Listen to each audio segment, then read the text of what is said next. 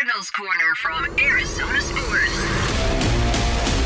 Cardinals Corner from Arizona Sports with Tyler Drake and Lauren Koval. That's about the best way to sum up that game.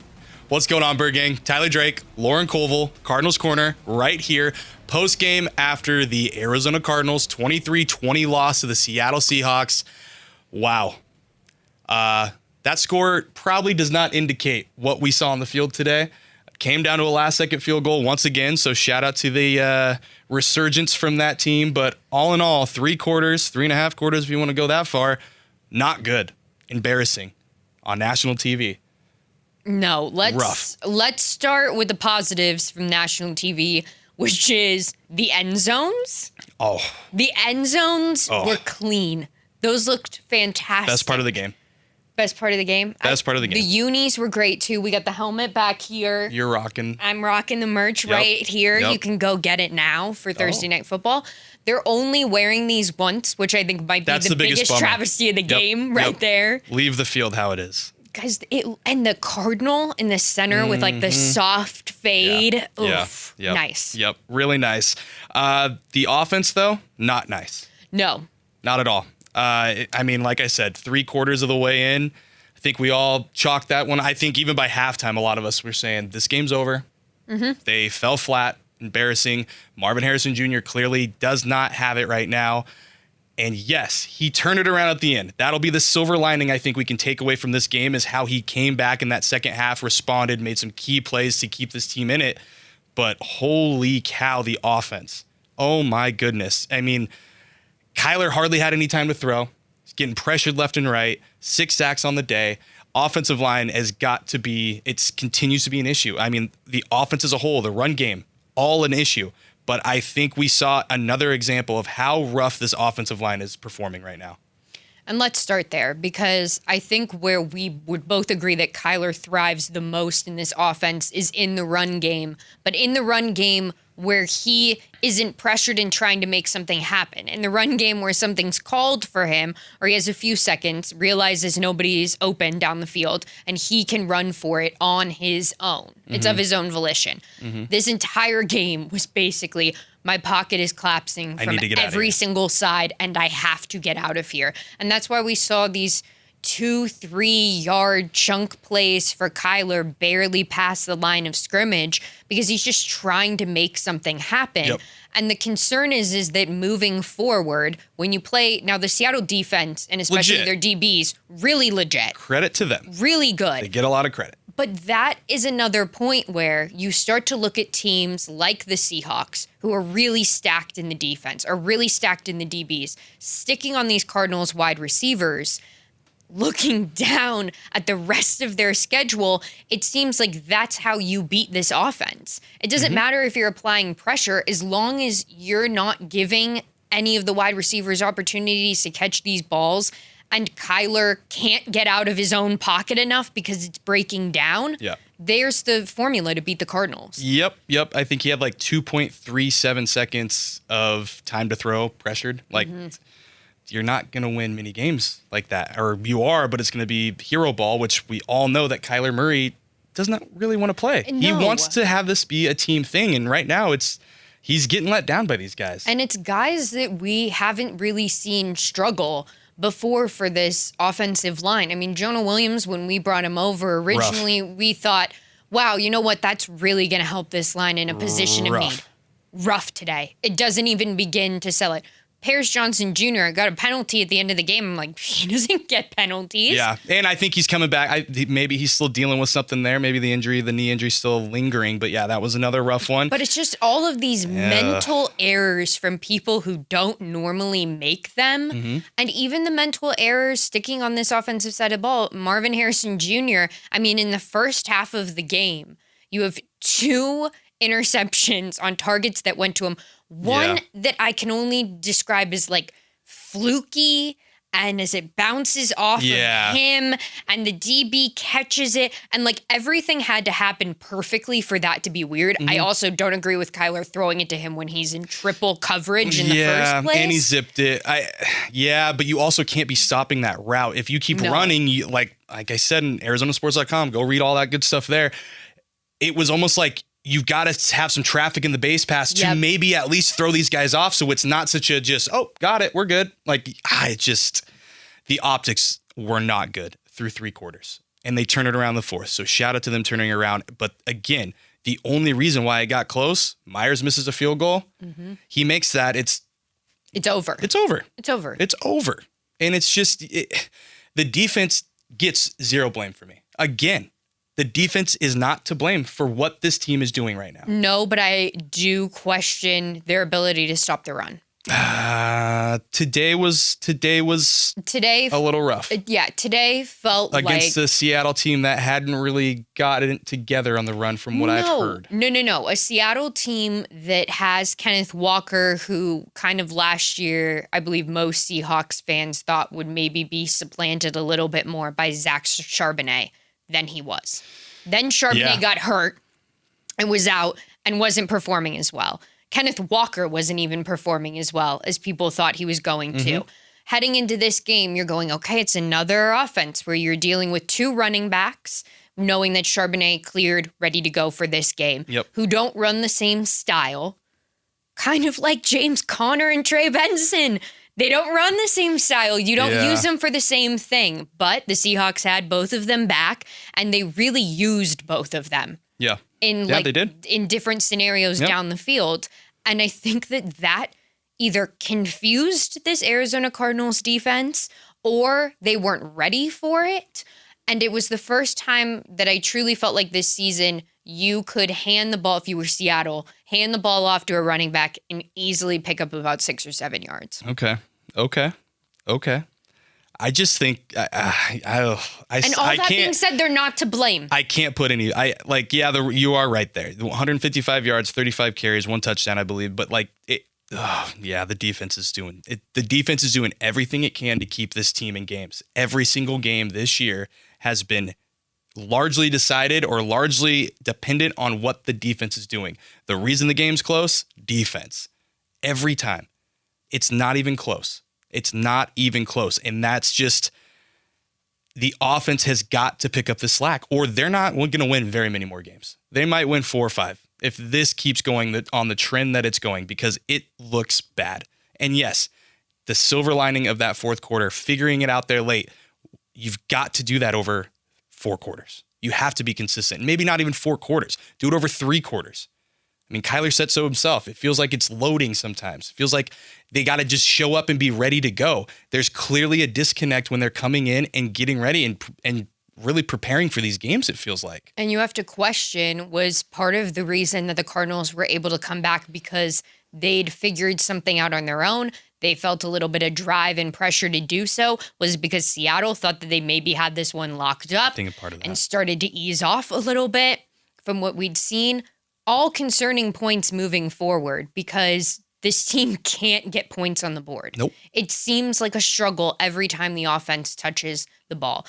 And we're getting to the point where there's no excuses. Yep. There's no excuses for Kyler missing Marvin. There's no excuses for overthrows. There's no excuses for drops. Michael Wilson should have come down with that ball in the first quarter of the game. Kyler throws to him on a 3rd down for probably 12, 13 yards. He has it. He hits the ground. It comes out. Yeah. That's a play that then you look back and you go, you had momentum. Yep. You were driving. Because what was the most successful drive of the game for either team and sort of a blueprint for how to be successful was the Seahawks drive directly before halftime. Yep. That drive was impeccable by them because they knew exactly what they needed to do and they got it done easily 7 against plays, this team. 90 yards. Yeah. And that's all it took. I mean, 90-yard plays tend to be... Now you're making me regret what I said about the defense. No. Because the numbers stand out a little bit more than... But, yes. But just, exactly. And it's, you you've got to figure it out. And Gannon said so himself after the game. He said, we've got to change and adapt. We've got to figure out what's going on with this offense. And yeah, you're damn right. Which is even just a turnaround from when he joined Burns and Gambo on Monday. And said Drew Petzing had his best play calling game of the year so far. Last game. Well, and here's the thing. And I do think there was a lot of heat on Petzing this past week, and rightfully so. I think things need to be changed, but it also comes down to those guys dropping the football. Mm-hmm. Catch 2 of those balls, you win that game easily. No ifs, ands, or buts about it. So I can slightly see where Gannon was going with that, but I think now how he was asked point blank, like, you don't need to make any major changes. He's like, no, but we need to change and adapt. We need to make sure we're not hoping this goes right. We need to make sure it goes right. And I think that read between the lines a little bit. I think that's something of like, we have got to evaluate things top to bottom. Like, this can't keep happening. It cannot continue to be this stagnant offense that, oh, hey, it's the fourth quarter. We're down by 2 scores, multiple possessions. Hey, now we're going to go play ball. Because what we sat here and talked about the first 2 weeks was, hey, the Arizona Cardinals have kind of gotten lucky. Yep. They figured it out. They kind of got lucky. 2 games in, we said there's too many concerns for this to be a successful team. Exactly. And then at 2-0, we've seen exactly the flip side of that coin for the next 2 weeks, which is what happens when you don't get lucky? What happens when you don't figure it out? And they almost did get lucky with the Myers miss. Yeah, I mean, then you had Chad Ryland hit the short kick. Yeah. That's the nail. But also, stop them. You had one goal. Yeah. You had one thing. And the defense had looked good. Solid enough. I mean, it's hard to put, like you said, it's hard to put a lot of blame on this defense just because it was their worst showing of the year. Yes. I'll give them that. Yeah. But they're too good. Part of you wants to give them like the get out of free jail pack because you're like. Yes, that's what I'm giving them. Yeah, because they get the get out of jail free card. Yeah, because you're like, you've looked so You were the reason why this team is here right now. Yes. You were literally the reason this team is here and what it looks like right now on the good side of things. Exactly. So they almost stopped the Seahawks on the run right before halftime. Yeah. The first hit, he's not in. The second hit, he happens to roll off, gets in. I mean, it's a very solid run for them. But you're still trying. Like, there's so much effort put out there on the field by this defense. Mac Wilson gets knocked out of the game for a minute. He's running back in, throwing his helmet on. He wants to get back in there. You've got, Calais looking like he's down and that I'm hoping there's I could do a whole podcast on just Calais. Yeah, he continues to be the other silver lining, I think, is him. It's just he continues to be this dude who is like, all right, I'm back home. I'm going to be 10 years younger and keep moving like I'm moving kind of thing. Because he's really, in this game, I felt it more prevalently than I have in the other games, is getting pressure on the opposing team's quarterback. Yep. Moves up the board in level of importance when you watch the other side of the ball get so much pressure on Kyler. And then you flip over and you watch this front five not really be able to put a ton of pressure on Sam Darnold this game. And you go, oh God, why can't we be like them? Why can't our front five look like that? And that was the concern heading into this game. I mean, that's like how the Cardinals' bread and butter is the run game, and they've lost James Conner.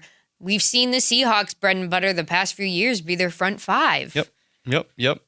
Defensively, though, Calais with the sack, 2 tackles for loss. D-Rob with the sack, 2 tackles for loss. The bad part about this, exited with a chest injury, did not return. We finally get to see some jolt from Darius, and he gets hurt. It's just tough. And then you've got Josh Sweat, continuing to be Josh Sweat, worth every penny. Whoever said that wasn't a good idea to sign him, probably looking pretty rough right now because it absolutely was the right move. He is one of the reasons why this defense is so legit. Baron Browning deserves a shout out too for what he put on tape. He continues to be a factor. It's just the offense can't keep lagging behind. And if it keeps lagging behind, like we've said already, this team's not going anywhere. Middle of the road at best. Big changes, I would assume, are looming if that's the case too. And they need to be because even though Jonathan Gannon voiced his support earlier in the week for Drew Petzing, you now have a completely new look offense with James Conner out. Yeah. You have to pivot how you're running things. You have to change what your mission is. And can we expect to see that today and tonight against the Seahawks? No. You're coming off of a short week already. You just found out that you lost your running back for the season. So, no. You can't expect to turn around that quickly when you lose somebody so fundamentally important on and off the field to this team like James Conner was. Yeah. But now you got 10 days. Yeah. Here's where you've got, like, he said it. Yeah. You have got to adapt and change. And you're going up against a team that has looked like a garbage fire seems a little too harsh there. Here's the thing, though. You cannot play it close like you did with the Saints and the Panthers. You do that, you're not going to instill much faith in many fans, even if you win the game. I mean, fans were already booing tonight down at the stadium. Yes, they were. Mm-hmm. Oh, yes, they were. Because you're disappointed by the performance that you've already seen from this team whose expectations were so high. Yeah. And they were so high for a good reason. I mean, my prediction now isn't looking so bad. Not at all. But I would have loved to be wrong. Mine's looking rough. But yours is what the general consensus of this team was. Yeah, double-digit wins, playoff aspirations, run game's going to be solid, bread and butter. Nothing's going to change. Continuity there. That's the big thing. That's what everybody hung their hat on. Go get Jacoby Brissett as your one big addition offensively. Everything else will fall into place. Go re-add Will Hernandez. He'll be back in the lineup soon enough. And it's not looking like that. It's not lining up like that whatsoever. No, I mean, there's a direct correlation between the fact that you spend your draft going out there and drafting defensive guys. I mean, we haven't seen Walter Nolan play yet this season. Nope. We've seen Will Johnson. He's injured, but we saw him, and we saw that he was completely worth it as long as he can stay out there on the field. Yep. Always the concerns from college. But you go out there and you draft all these defensive guys, and then your defense is good. Oh my God, your defense looks solid. The liability is no longer that. No. And then you do nothing on offense because you go, okay, we got Marvin Harrison Jr., and we picked him in that draft over Malik Neighbors and Rome Odunze because he's our guy. Yep. And then you go get Jacoby Brissett, and you're like, he's going to be this great sort of guide for Kyler. And if Kyler goes down, we've got him, and that's better than Clayton Tune. And it is. It is. 100%. Yeah. Yeah. There's no doubt about that. I mean, it's better. But that's it. Yeah. And now it's showing. Oh, yeah. It's showing. And like you mentioned, Titans, because that's next up, right? Yeah, Titans. Oh. And now you're in the point in the season where we talked about it a little bit last week. They're bad across the board. They're bad defensively. They're bad offensively. You go out there and you don't win decisively. Because now we're getting to the point Sky might start falling. Where you go, okay, the Cardinals, they barely beat the Saints. We watched the Seahawks dismantle the Saints. Yep. You're getting to where you can compare other teams in the league and go, how did they perform against this team? How did they perform against this team? We haven't even brought it up yet. Cardinals now only 2 losses on the season at 2-2 are in division. And that was been the stat that I heard all day throughout the pregame show on Arizona Sports and throughout the press box and multiple times after the fact. I believe it's less than 10% to make the playoffs when you start 0-2 in the division. And that is such a bad mark. Because you went up against a Seahawks team that you had questions about. And it should be 1-1. It should be 1-1. You went up against a Seahawks team, though, that you had no idea what they were going to be. I mean, we sat here and discussed the division and the schedule, and we went, I don't know what the Seahawks are going to be. Their defense looks pretty good, but how's Sam Darnold going to work? Exactly. And now we're seeing how that works. You went up against a Niners team, and I think that is like the pinpoint for me right now. You went up against a Niners team that didn't have Purdy, didn't have Kittle, didn't have Ayuk, barely had Juwan Jennings. No, they didn't have Juwan either. There you go. Nope. Barely didn't have him in that one. You barely had anybody to throw the ball to if you're Mac Jones out there. Yeah. And you lose. Ricky Pearsall. So what's going to happen? You're going to face them again later in the season. When probably some of those guys come back. Guys. Except for Nick Bosa. Yeah. ACL, he's done. Yep. The thumbs down. Yeah, you could tell that the thumbs down was apparently my ACL is torn. Ripped. Yes. Yeah. Mm-hmm. Yeah. I'm glad they have a long break. They have And a the little Titans. tiny mini bye before they can turn things around. And they have got to exert their will. They've got to exert their dominance. They have to get back to ground and pound. You've got a great place to do it against Titans. Just, you got to go. You've got to go. Like Kyler Murray said, can't show up and load. You have got to go when you hit the grass. I love that they got Marvin Harrison Jr. involved the first play of the game. Exactly what they should have done. Mm-hmm. He's got to be more consistent. And hopefully this fourth quarter revelation makes that happen. We'll see. And it's like offensive line. How much can you really change it? You want to throw in Kelvin Beachum instead of Jonah Williams? You want to throw in Will Hernandez instead of Isaiah Adams? Beyond that, what are you going to do? There's really no Nothing. other options. And you're asking those two guys to be a spark plug for this team on the offensive line. And we haven't even discussed, I guess, my slight surprise in the split of carries in the run game tonight for the Cardinals. Ooh, yeah. Well, I was surprised, too, by who was out there to finish the game. With Michael Carter getting some reps. Obviously, I think, so Trey Benson, 8 carries, 35 yards. He was clearly the lead back. Yes, he's RB1. Amari DeMercado, 2 carries, 8 yards. He was their third down role guy, just like we'd seen in the past. So that was fine. But it was just interesting to see Michael Carter come in there late. So what's really going on? Is it nothing? Do they want to get somebody fresh? It's very interesting because then when you look over, Trey Benson, 5 catches, 19 yards. Amari DeMercado, 2 catches, 13 yards in the touchdown, though. He was in there during the critical part of the game making plays. But does that surprise you? Because DeMercado is... He's a better pass pro. And he's the better back at the goal line.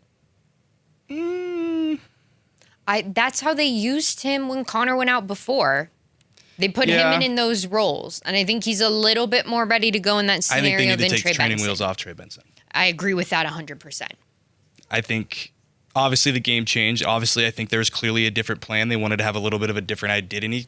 Jonathan Gannon said so himself. He needed to throw it around the yard to have a chance to win. I think they did that. Kyler Murray was 27 of 41, completed 65.9% of his throws for 200 yards and 2 touchdowns. Only 4.9 yards per attempt, though, and also had the 2 picks. Probably could have been 3. Rating of 73.2, and it's just, it's... We got to see more of the run game. Trey Benson, I think, is ready for more. I think you've got to load it up more, a little bit, Third at and least. longs continue to haunt them. And that's the problem, too. You cannot be behind the sticks like that. And that's, their third down percentage was, I think, 3 of 9 to start. And it turned into 6 and 15, 40%. Like, they kind of salvaged it, but that's rough. Calling that a salvage. Yeah, for what it started For where as. it was. Oh yeah. Like it's just some stuff has got to change in a hurry. Well, you look at that and you look at 5 of 15 last week for 33%. Yeah, but those are still crap. Yeah, it is, but it's a slight improvement. Oh, week before that, 3 of 9 for 33%. Okay, well, Another slight improvement. Okay, then that's where you go, well, don't put yourself in third and long situations. Stop throwing behind the line of scrimmage. Stop throwing slants for no yardage. Yeah. Stop. And a part of this majorly comes back to the offensive line, just giving Kyler an ounce of time to look down the field a little bit longer instead of having to shovel pass it off. I was interested by the use of Greg Dortch in this game. I was too. He clearly was the guy that stepped in more with Zay Jones sidelined. Yes. Easily. And that was kind of, I felt like that was going to happen. Obviously, Simi Fehoko was more the special teams guy. He's also out with a concussion. So that'll be something to watch. But yeah, definitely saw more creativity with Dortch. 5 targets, 4 catches, 35 yards. He also had 1 run for 4 yards. Yeah, he was kind of used in that almost like Rondell Moore. I don't want to say it, but almost like a using that gadgety situation. we go. Perfect. Yeah. We don't need to go. We don't need to go that far back in the past. Gannon says it makes him anxious. Well, that might be future. Looking into the future makes him anxious too. So right now. Oh, looking in the past makes him sad. That's what it is. Yes, there we go. There we go. Another Jonathan Gannonism for you all. Yeah. But I mean, you're right. Like, they used Greg Dortch in a gadgety situation, and it felt like one of the most interesting things the Cardinals did on offense. Yeah, Instead also of the, just looking down the field or passing off. Also, the flea flicker. Yeah. I just don't think that was the time to do it. No, I don't know. You're not getting movement up front. Why you're gonna? That was one of those like what just happened? Did somebody fumble? No, it's just okay. I don't know when the time in a game to do a flea flicker is, and you rarely ever see them actually end up being successful.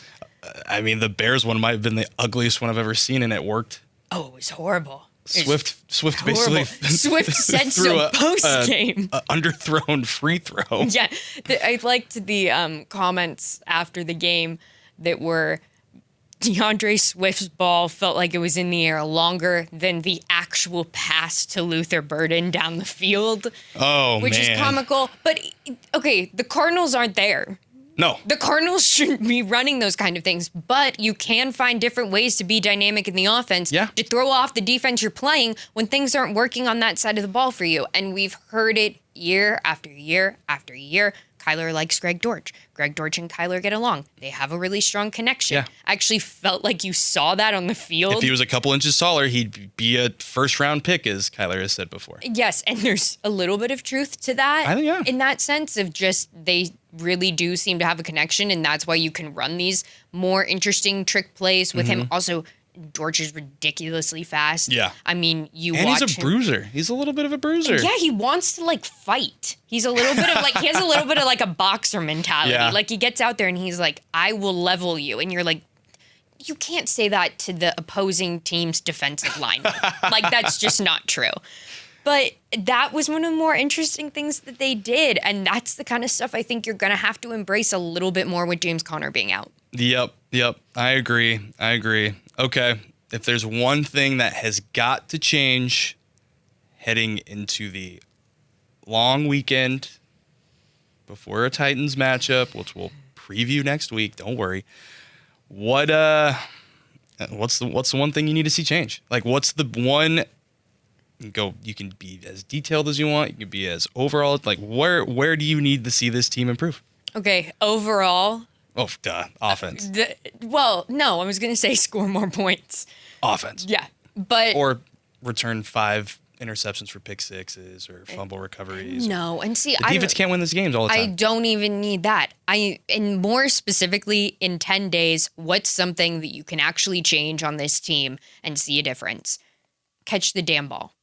You can just practice catching the ball and put your wide receivers in a scenario to do so. And whether or not that's now, maybe we're not leading Marvin Harrison Jr. 25 yards down the field. Maybe we're just leading him 10, 11 yards down the field. For him to catch it, okay.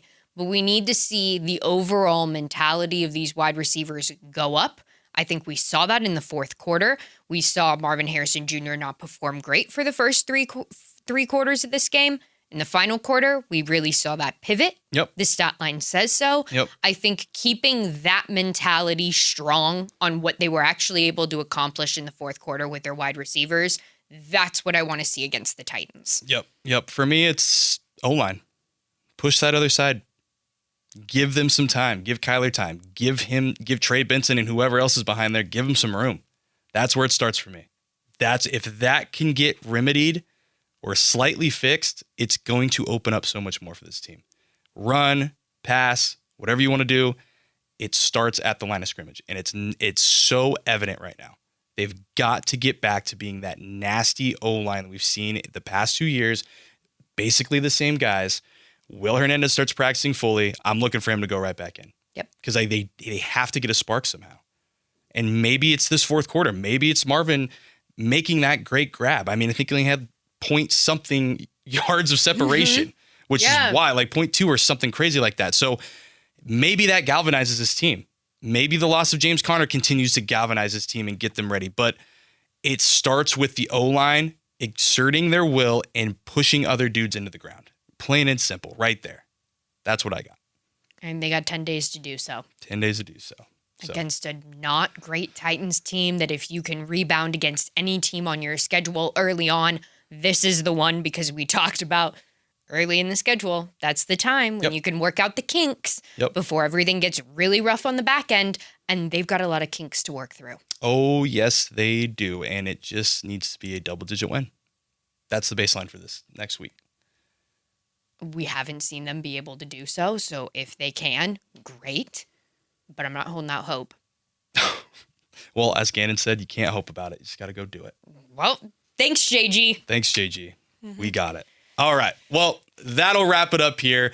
23-20. Cardinals on the losing end, 2-2 on the season, 500 ball, 0-2 in the division. Huge hole to climb out of. Meteoric crater, if you want to ask me. Just because it's going to be tough. Yep. You've got to win these games. So we will be here next week to continue to bring you the latest surrounding the Cardinals. Talk to JG tomorrow, I believe. So have the latest on that too. So be sure to follow the show at AZ Cards Corner. Follow Lauren at Colville_Lauren. Follow me at T Drake for sports, and always follow Arizona Sports on the app, on YouTube. Watch, listen, react, whatever you want to do, because you can do it all there. And yes, we will see you next week with more Cardinals Corner.